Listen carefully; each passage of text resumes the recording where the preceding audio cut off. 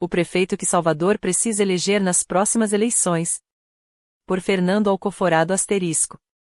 Este é o resumo do artigo de 9 páginas que tem por objetivo apresentar as características do prefeito que a população de Salvador precisa eleger nas próximas eleições, cujo programa de governo seja capaz de superar os gigantescos problemas atuais e neutralizar as ameaças a seu futuro desenvolvimento em benefício de toda a população da cidade. Salvador é uma metrópole regional de baixa renda com indicadores econômicos bem abaixo das metrópoles e regiões metropolitanas do sul e sudeste do Brasil. Salvador é a capital brasileira com maior desemprego, menor renda e maior violência. Entre 1970 e 1985, Salvador esteve entre as metrópoles mais dinâmicas do país, ao lado de Belo Horizonte, Brasília, Porto Alegre, Curitiba, Fortaleza e Belém. Contudo, o crescimento do PIB, Produto Interno Bruto, da capital da Bahia e da sua região metropolitana se desacelerou, em relação aos PIBs das capitais mais ativas do país, entre 1985 e 2023, perdendo terreno em relação a Curitiba, Belo Horizonte, Brasília e Fortaleza. O PIB de Salvador caiu em 2021 de 12º para 14º maior do Brasil, com o PIB per capita sendo menor entre as capitais do Brasil. O PIB per capita de Salvador, que é o valor médio agregado por indivíduos, foi estimado em R$ 21.706, o que coloca Salvador com o menor índice entre todas as capitais do Brasil.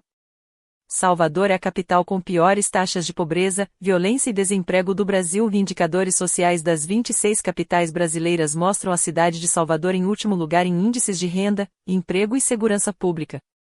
Salvador foi a última colocada do país em 7 dos 40 indicadores sociais analisados pelo Mapa das Desigualdades entre as capitais.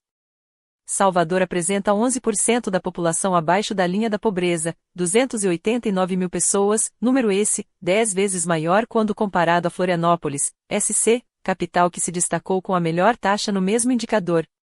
Salvador se destaca como a pior capital no índice de desnutrição, com 4% de crianças menores de 5 anos que se encontram em situação de desnutrição. Salvador teve seu pior desempenho nas taxas de desemprego, com 16,7% da população desempregada, 267 mil desempregados. Os índices de violência também colocam a capital baiana nas últimas posições. Em 2022, Salvador foi a capital com a segunda maior taxa de homicídios, quando foram registrados 1.568 assassinatos na cidade, ficando apenas atrás de Macapá, AP, e Salvador é a primeira do Brasil em homicídios de jovens, de 15 a 29 anos, com 322,5 mortes a cada 100 mil habitantes. Segundo a Pesquisa Nacional por Amostra de Domicílios Contínua, PNAD Contínua, realizada em 2022, Salvador tem a 10ª média salarial mais baixa entre as capitais do país, com o rendimento chegando a R$ 2.817. Perfil econômico de Salvador revela 37,5% trabalhando na informalidade, 651 mil trabalhadores.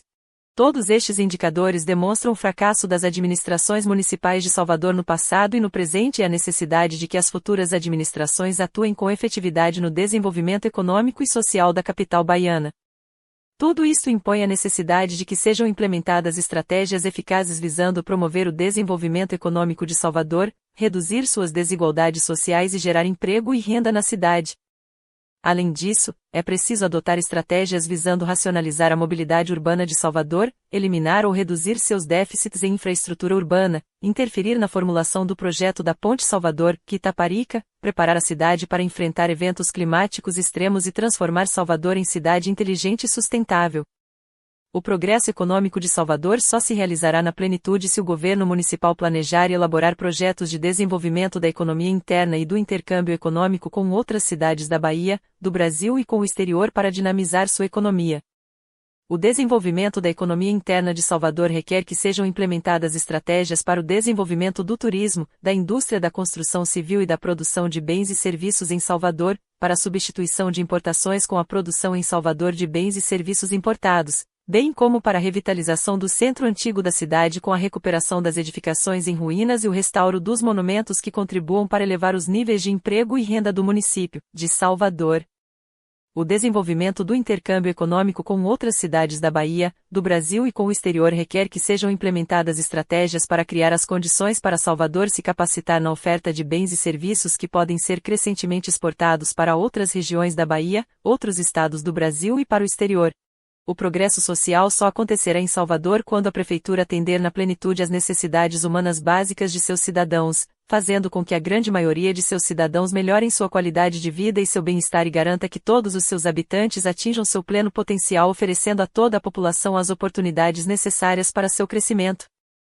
Antes de tudo, o governo municipal de Salvador precisa criar as condições para reduzir ou eliminar as desigualdades de renda existentes, o nível de desemprego, 267 mil desempregados, o número de pessoas abaixo da linha de pobreza, 289 mil pessoas, o número de pessoas morando em favelas, 835.008 favelados, e o número de pessoas que vivem nas ruas, 3,2 mil moradores de rua, com a adoção das estratégias voltadas para o combate ao desemprego, dinamizando a economia da cidade, planejando e elaborando projetos de desenvolvimento da economia interna e do intercâmbio econômico com outras cidades da Bahia, do Brasil e com o exterior descritos anteriormente, complementarmente, promovendo a geração de emprego com programas de economia criativa e de economia social e solidária, bem como a adoção de uma estratégia voltada para a eliminação ou redução da pobreza com a implementação da política de renda básica ou renda mínima universal para a população pobre, complementarmente ao Programa Bolsa Família do Governo Federal.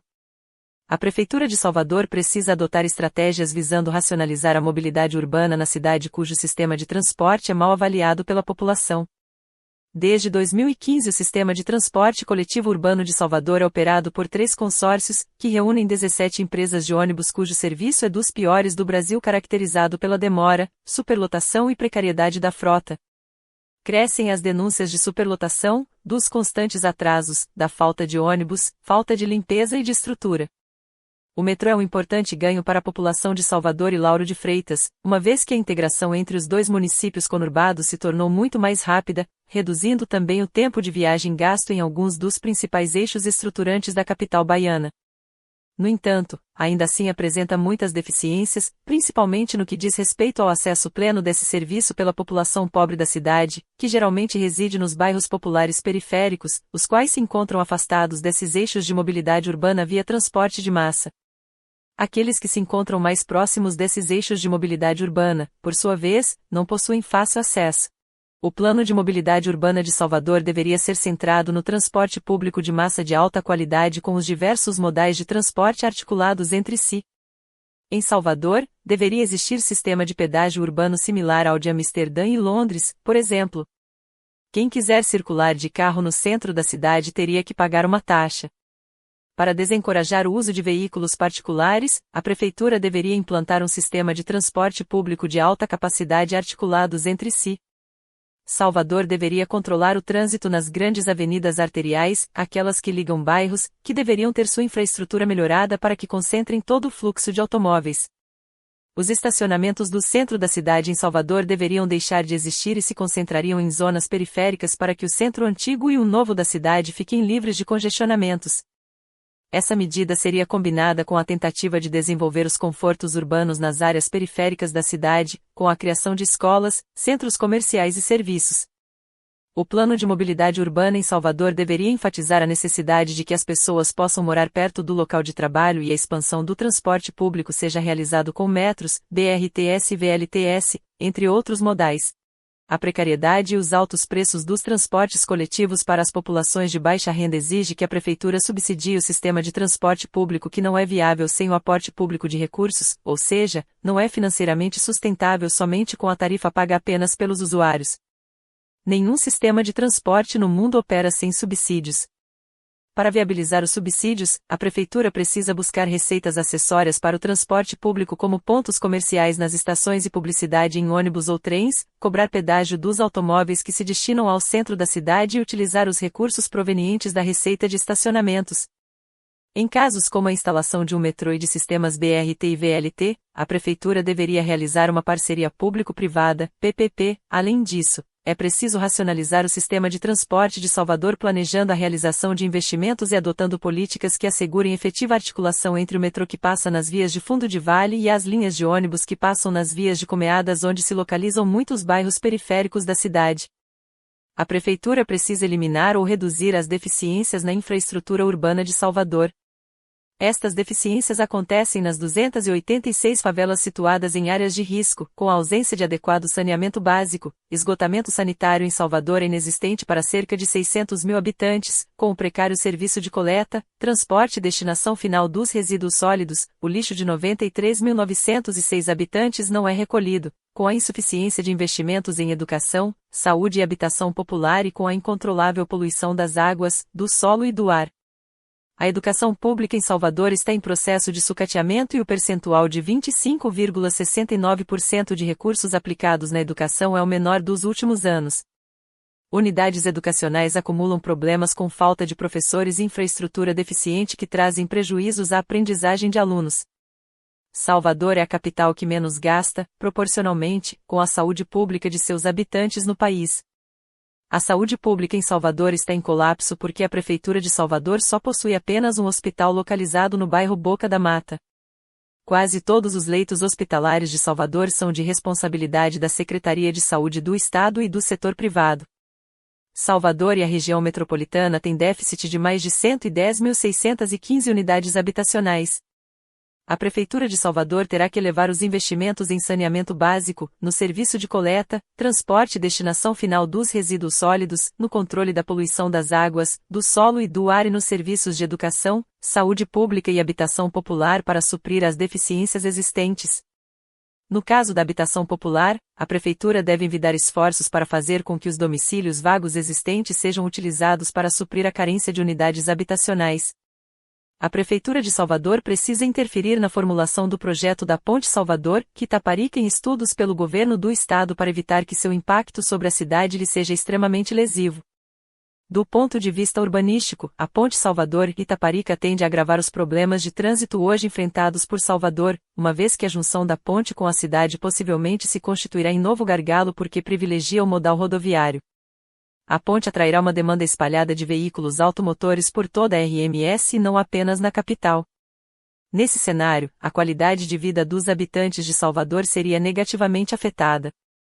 Estudo realizado sobre o traçado da ponte pela Academia de Engenharia da Bahia apontou erros graves, como a incapacidade da via expressa em absorver o fluxo da ponte e seu impacto no centro da cidade de Salvador.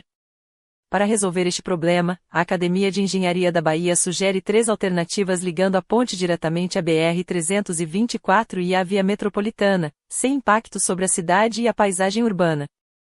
A Prefeitura de Salvador precisa preparar a cidade para enfrentar eventos climáticos extremos como o de chuvas inclementes e inundações resultantes da elevação do nível do mar em consequência da mudança climática global. A ocorrência de chuvas inclementes requer a adoção de medidas voltadas para a proteção de encostas da cidade e o desenvolvimento de sistemas de drenagem capazes de evitar inundações provocadas pelas chuvas. O impacto das inundações sobre Salvador a partir de 2030 resultantes da elevação do nível do mar em consequência do aquecimento global e da mudança climática foi constatado por estudo realizado pela Climate Central, que mostra as regiões que podem estar abaixo do nível do mar em poucos anos. Áreas de Salvador e da região metropolitana, como as regiões das praias de Boa Viagem, Salvador, Buraquinho, Lauro de Freitas, e Busca Vida, Camaçari, ficarão inundadas, além da Ilha da Maré que aparece completamente submersa. Diante dessas ameaças, é preciso realizar a construção de paredões, fazer uso de praias e dunas como barreiras, elevar o nível das estradas acima do nível do mar, efetuar o bombeamento de águas pluviais, criar estruturas naturais como ilhas-barreira e fazer a realocação gerenciada de populações. A Prefeitura precisa transformar Salvador em cidade inteligente e sustentável.